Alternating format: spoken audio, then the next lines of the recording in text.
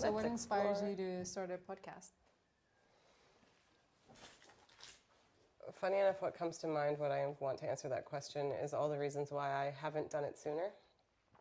Because it has appealed to me for a while, but the experience of taking up space and feeling like I was deserving of having other people pay attention in that way felt really uncomfortable. But storytelling and being in a sort of dynamic where there's an audience is one that I'm excited by and enlivened by. Yeah. Me too. I think there's just I have such a magnetism towards certain podcasts and sharing of ideas, and it just feels like such a fascinating, magnetic way of sharing information and energy, and there's like a field, I think, that podcasts hold, like this energetic vortex, and it feels like, wow, what if you and your unique essence and expression and curiosities also create that, because you're interested in some pretty interesting things, yeah, I'm wondering actually if you would want to bring in your curiosity with primates at all. Very much so. It's funny that this is coming up now because this is one of the thoughts that I had when I was at the beach this morning. Having the internal exploration and thoughts that I have become external, and it is an exciting prospect. I definitely have some, I guess, unique interests, like you put it, and would love to share the things that I've learned and cobbled together over the course of my adult life. And primates is a big part of that. But it's also one of those things that I hold really close to the chest, as you know. Yeah, so do you feel like you have a certain reluctance, or like you don't want to share the sort of sacred parts that's just yours? Or do you feel like, what is the holding it close to the chest? I don't think it's about wanting to keep it from others or hold it as just my own. It feels unfinished. And I would like to present these ideas once I have an idea of what the whole tapestry looks like instead of just a piece of it. So that could potentially take a lifetime, and I've always had that relationship to it. So you kind of would like to present your My completed findings. research, your thesis, instead of presenting yourself in your journey of exploration. Or you're kind of, I guess, testing out what the sort of the middle ground is, right? Particularly on that subject. I don't think that I feel the same way about all of my interests, but when it comes to understanding our relationship to other primates and what we have in common with them versus what is distinct about us, that feels like a really sacred and personal journey that I've undertaken. And it doesn't feel ready, if ever. Like, it's not something that I went into thinking that I would one day present my findings. It was a really deep passion of mine to learn more. And the things that I have learned feel like they could land themselves in the category of contentious. And it's not even just about that either. I came away from my internship with the signing chimpanzees with a very strong story that the world is not interested nor invested in bridging the gap that in some ways we've created in our minds between us and our closest primate cousins. I watched the director of that program walk around really dejected, even though she'd put her entire life into this work. She could barely fundraise to keep their doors open. And the university campus where that research facility was located shuttered their doors and sent off the last 2 living chimpanzees to a sanctuary in Canada when the third of 5 died. So it was like an affirmation that the larger, let's just say, academic community, not even, your Right. typical layman, Right. just isn't invested in this work like they were in the 1970s and when this was burgeoning in the biological and anthropological community. Yeah, it sounds like it has an effect on you, this thought that the world doesn't care. Very much so. Because what I told myself coming out of that internship is, I don't think I have a thick enough skin to dedicate my life to work that no one, and I realize no one is such a homogenizing term, but that quote unquote no one will ever see, or no one will ever be as moved by as I am. That felt like a pouring into a black hole, and I was unwilling to invest myself that way. So I do it on a personal and almost secretive level. Yeah, you keep it close to your chest, Yeah, I as do. you've said. Yeah. Are you having fun? Yeah, I am. Yeah, me too. So travel. I was thinking Travel about that too. podcast. Yeah. Well, so it's something I've been doing for 20 years, and I only started doing it internationally a decade ago. But travel has been a part of my life for such a long time, and it's when I feel most alive. But I realize in retrospect that there are a lot of ways that travel can look. There's getting on a plane and going somewhere. There's also getting in your car and going somewhere. Heck, some people sail away and go on the open seas. So obviously travel is not limited to one type. And I was imagining that this would be like travel of the mind for those who don't have the capacity to get up and go because of obligations or circumstances. And that really excites me. You kind of are the living part of someone's desire to travel.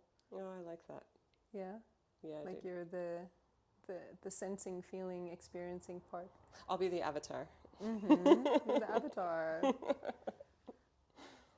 And what sort of experiences do you want to bring people into? Like, what's been the things about travel that makes you feel most alive? I notice that what I gravitate toward is befriending locals and getting to see the world through their eyes. I think that's much more fascinating than seeing some typically touristic site, even if that ends up being part of the experience. I'm not opposed to that, but I don't like prescriptive experiences.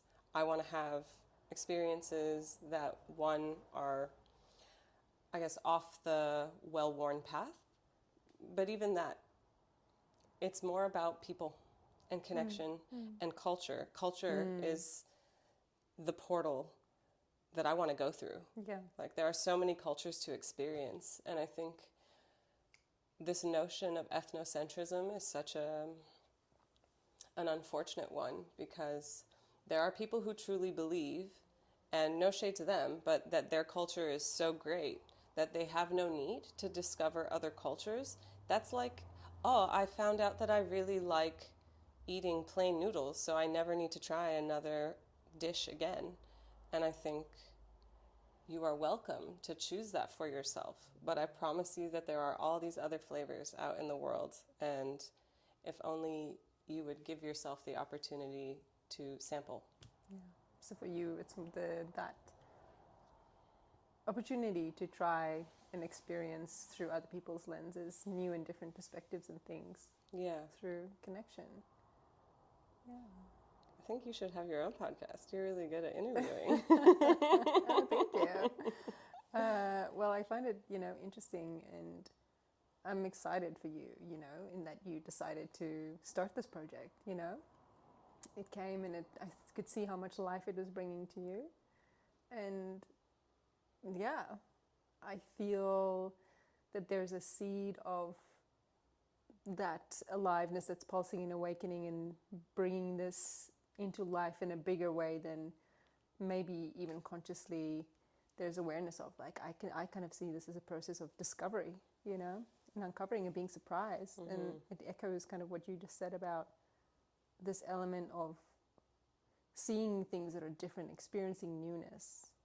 There is a big sort of possibility for the element of the unknown to come in and like bring an unforeseen encounter or circumstance to you. Yeah. I love that. The exploration of the unknown is such an alive experience. And I think it's one that typically people who don't feel really grounded in themselves shy away from, because the unknown brings curveballs. I think that's part and parcel what it's meant to do. And that discovery is a really exciting one if you feel like you have enough space in yourself to receive new ideas, novel experiences, etc. But I can also understand that that takes some building up to for folks. And so maybe a travel podcast is the beginning of something for somebody listening who's never traveled solo. And it doesn't even have to be about traveling solo, traveled at all. There are people in so many different circumstances, and I just think that anybody who's moving toward something new that gives them that experience of discomfort or even fear, I truly believe that on the other side of fear is the thing that makes a person most in touch with themselves or in touch with the world around them. It is in itself a portal. And speaking of portals, you're kind of in like a bit of a portal place in Australia, aren't you? Byron Bay. I don't know if you would call this traveling because you're kind of living and working here, but it is relatively new to your experience. And I'm curious about, sort of the elements that you'd like to share, like through this lens of your podcast. If there's anything in Byron Bay or your encounters with other people here that have brought newness or a new perspective into your life. Before I answer that question directly, I want to give voice to the way that I learned that moving to a new country is nothing like travel, because initially that was the only reference point that I had. So when I moved to New Zealand, I was like, oh, this is just going to be like that, but a little bit different. And it was a lot different. It wasn't at all what I thought I was signing up for. So there were really a number of unforeseen challenges that made me feel less alive and less excited to be doing what I was doing. But in fact, that produced more growth in a short amount of time than I could have ever envisaged. So. I'm curious about what these challenges were and how they produced this amount of growth for you. Finding the means of surviving or staying in one place is different from the nomadic experience of traveling around and just sort of flying by the seat of your pants, because that's the way that I travel, rather than having some structure or some plan set in stone. I always made sure that I was open to invitation or opportunity when it arose, and that made traveling really fun. And moving to a new country does not afford that same level of freedom, because you do have to find shelter and a way to sustain an income and build a community. Otherwise, I think the point of being in a new place is lost. Like, you don't have the things that are generative unless you have those pieces in place. So instead of it being this fun, free, I want to say alive, and then I hesitate, because there's very much aliveness in learning how to build a life somewhere, but it takes so much more effort, and there's a sort of plodding experience, like, oh, okay, this step is done, but I have to do the next step. Yeah, and it's like, there's more sort of responsibility for keeping yourself afloat rather than just having no responsibility at all, and sort of then unrestricted movement. And I love that you brought up the responsibility piece, because I think that's what makes life truly meaningful, ultimately. Like, we can have these periods of being free agents, and that's awesome, but we always end up coming back to our responsibilities. And it's people who shirk their responsibility that find themselves in really unfortunate circumstances. And that could look a number of ways. But responsibility is a beautiful thing as long as your relationship to it is healthy. Yeah. How do you feel like your responsibility or your relationship to responsibility is? Oof. Well, I know where I prioritize my responsibility, and it's to my relationships. Yeah. I read something the other day that talked about the way a person can most prepare for a future of collapse is not in stockpiling bullets and canned food and whatever preppers might be doing, but rather investing in their relationships near and far. And I felt really validated because I have said for a number of years now, I don't feel like I have any real skills in the apocalypse except making friends with people. But it feels like a really valid and valuable skill. So when we think of that in terms of your, the contrasting experience you're having with traveling versus living in a foreign country, like your responsibility skills, shall we say, in being towards relationships is maybe what kind of helps you feel at home and build a network and kind of have that element of like community. Whereas you're saying that the thing that feels more like plotting and getting to the next step is sort of the financial stability, security aspects of living versus traveling. Yeah, absolutely. I feel like logistics really ground the whole experience in a way that makes it feel less adventuresome. I mean, building a life is still an undertaking that can be considered adventurous, but it doesn't have that quality of, the visual I get is fairy dust. Like, when you're traveling around and you don't know what's coming next and you're just like, oh, so exciting. I'm flitting here and I'm flitting there. There's a lot less flitting when you move somewhere. Yeah. Because it's about roots and trying to deepen your connection to a place. Yeah. Yeah, I know for me, I was lucky enough to do so much flitting or traveling on the fairy dust in the wind kind of travel that I came to a point where I was quite filled in that way. And I was like, actually, what I want is to be in one place and to ground and build an interesting life that I can then take those skills and those things within myself with me when I go traveling, to interact as a more sort of defined and open to change, but like there's more of like an alignment or a congruence within what is important to me and what I've put energy and time into cultivating. Yeah, I really appreciate that. That's articulated really well. So again, what's your experience been in Byron Bay? Right. Like, is there any sort of, seeing as this is a travel podcast and this is a foreign country or a foreign place that you're in rather, but it's not travel per se, like is there anything you want to share about that, I guess? There are a lot of things about Byron Bay that refer to other places and experiences I've had in my psyche. So it feels quite specific. I know a lot of people come here as a travel destination. So that's an interesting element to have as a person who's living here. And you definitely see the people flitting around and in their vans living sort of the very fairy dust life. Totally. And I came from a place in New Zealand where that was also the case. Yeah. So it doesn't feel like this major shift moving country, at least between those two.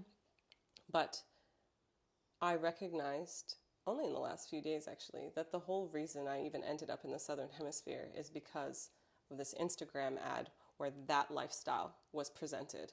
Come do this, be in a camper van, travel these two countries, and work for us.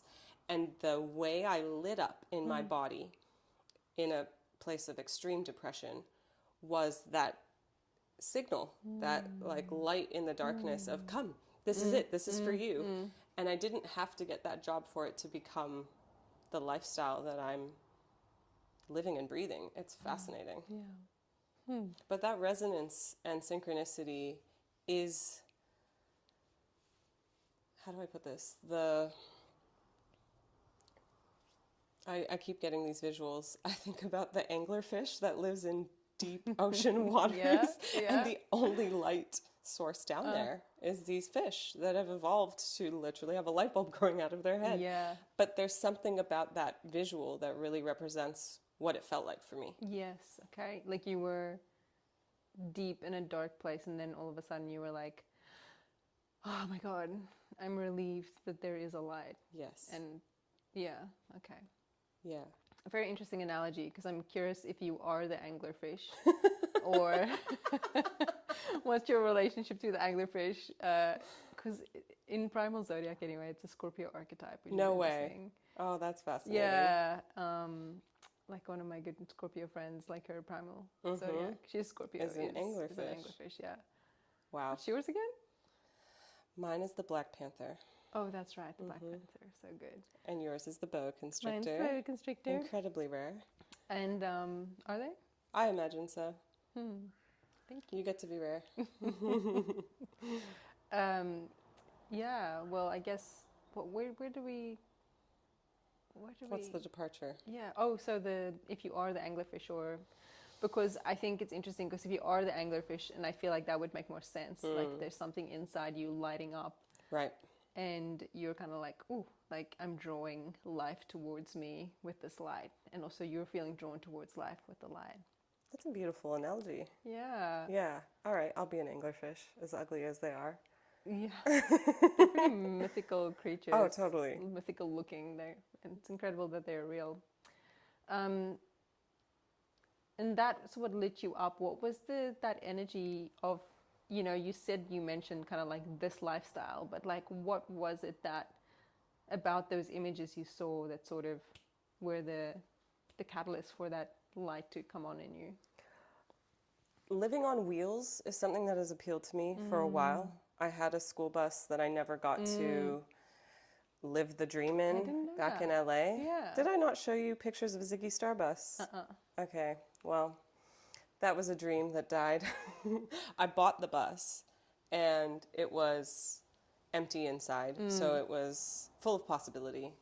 And my ex owed me money and said that he would renovate it into an RV for me in order to pay off his debt to me. That didn't end up happening.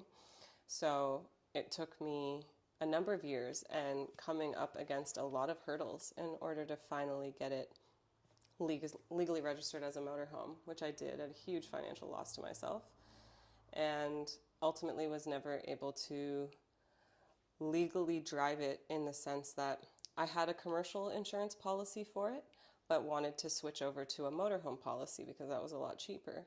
Except I was determined to be a liability to the only insurance company in the state of California that would register and insure a schoolie, because I had been in a car accident that had a major insurance settlement payout.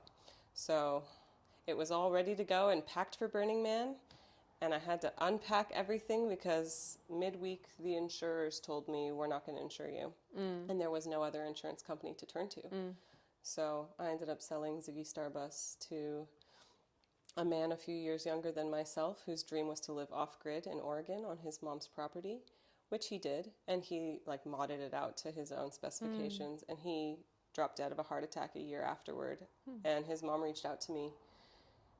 It was amazing to even hear from her, and she sent me a video of everything he had done to the inside. He was super proud of it, and she said, you gave my son the best year of his life, and I'm so glad he had that before he died of this heart condition nobody knew he had. Wow.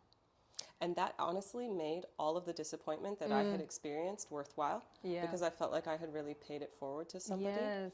Especially given the money that I used to buy the bus was from my near-death experience. So the whole point was to live my life as fully as I possibly could, because I'm living on borrowed time, right? I mean, we all are, but I at least had that experience of like knowing my mortality. And yeah, it felt really powerful. And then she sold it to a young family who are now traveling across North America with their toddlers, and I feel like that's really special. I'm really glad Me that too. that's what happened. And what I hear within that story is this really you know, the whole point of getting that bus was, you said, to live life to the fullest. That's right. And now, and that's kind of the same thing that you saw with this area, and you were like, oh, that dream you have kind of like, you know, tucked away for later.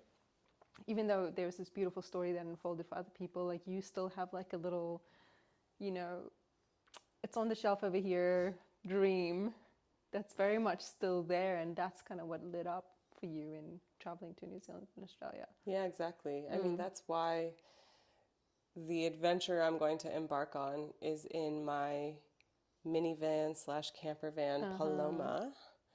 And I'm super excited to have wheels that are also a bed that are going to be my home for a little bit. And I really don't take for granted what a huge privilege it is to be able to travel freely as a woman and to feel safe enough in my body and in the place that I'm in to do that.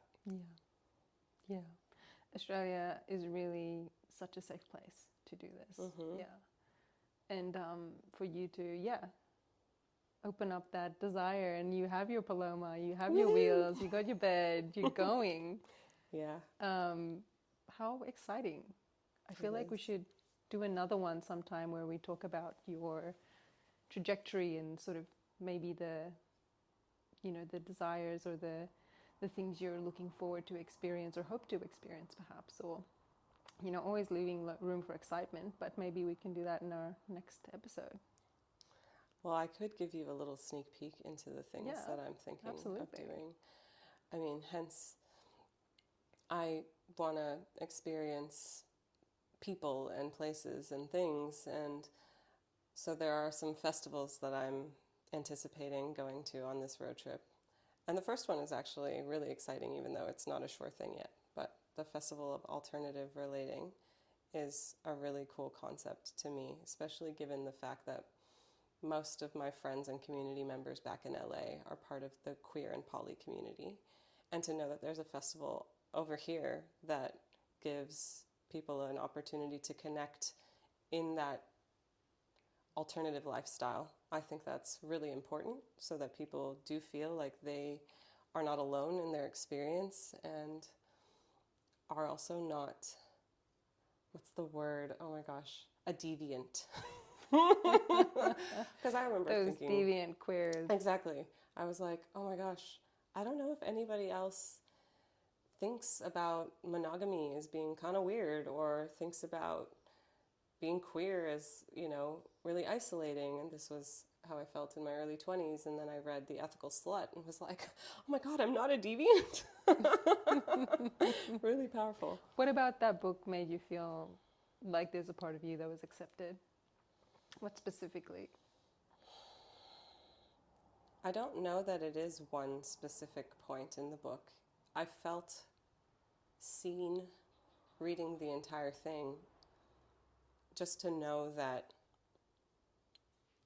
what's considered the status quo doesn't mean that that's the only way to live. I think what I just said is actually the underwritten theme of my life. Yeah. Because that's how I feel about wanting to understand other primates. I just feel like there is not one correct way to live. Yeah. And so there are so many ways that are conducive to being in a healthy, thriving relationship with all the beings around you and the land that feeds you. This is a bit of a tangent, but it's a really exciting one. Yeah, tell me, what is it? No, I mean, the conversation that we're having now about, that's the thing that makes me feel most alive. And that's the reason why it's important to preserve and protect spaces where people get to be themselves, instead of where they feel like they have to conform to an idea of what's expected of them. Yes, it's so good that this festival exists. And, you know, it kind of brings me back to what you had just said previously about really feeling alive when you're hearing about and discovering diversity. You know, it's like ties back in kind of with this feeling that you have about, oh, but are there other alternatives to this? And not just finding out different alternatives, but kind of breaking the idea of it needing to just be a certain way. I kind of is what I'm hearing you say. Yeah, definitely. And to complete the earlier thought, there is a festival that I'm surprised I'm going to in Melbourne called Good Things Festival. And the only reason I'm going is because Tool is performing. And if you know me and my music taste, I think people probably think it's pretty weird that I like Tool, but I actually love Tool. Tool's pretty popular in Australia. Well, Tool is pretty popular, period, Worldwide, end. yeah. But I think that, well, what's coming to mind is that when I used to use Pandora, which feels like ages ago, and I was hanging out with my ex-boyfriend. What's Pandora? Pandora was like a shuffle station. So you would pick a song or an artist, and it would just play songs within the algorithm connected to that artist. Yeah, similar to the way Spotify does if you create a song radio. But that was the whole thing that Pandora was. So you would just put on a song, and it would just play. And if you had the subscription, you wouldn't get ads. So I would have it on all the time.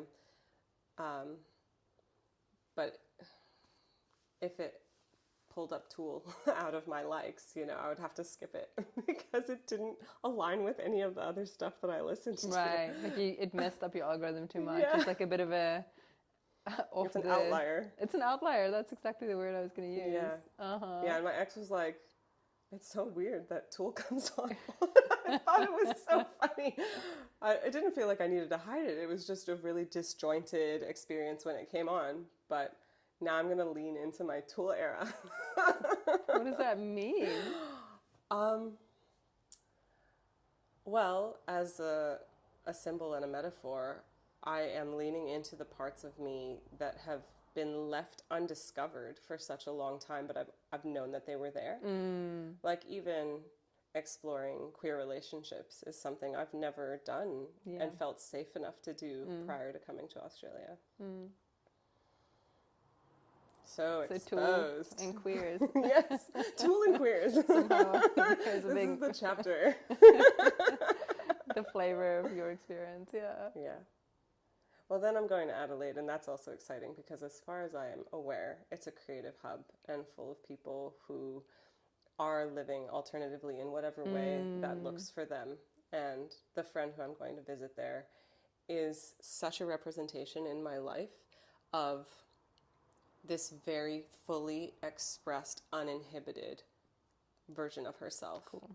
And I love that about her so much, and just being in her aura and her energy. Well, I really hope you bring her onto the pod. I want to hear. Ooh, I would love to. That's such a Yeah. great idea. Olenka would be so good as a guest on the podcast. And from Adelaide, you're going to make your way back here. That's sort of That's the plan. the guideline for what you're thinking. Yeah. Yeah, nice. Back to Byron. Well, thank you for sharing everything that you've Thank shared. you for interviewing me. Oh, it's my absolute pleasure. I can't wait to hear what comes and for you to unpack your ideas and discoveries and these alternative pattern, stigma breaking, things that provide us all with interesting alternatives and at least some really interesting considerations and explorations in our minds. Yeah. I can't wait to do what you just did for me with the people that I meet on my journey. This is going to be really fun. Yes, I can't wait to hear. Thank you, darling. Thank you.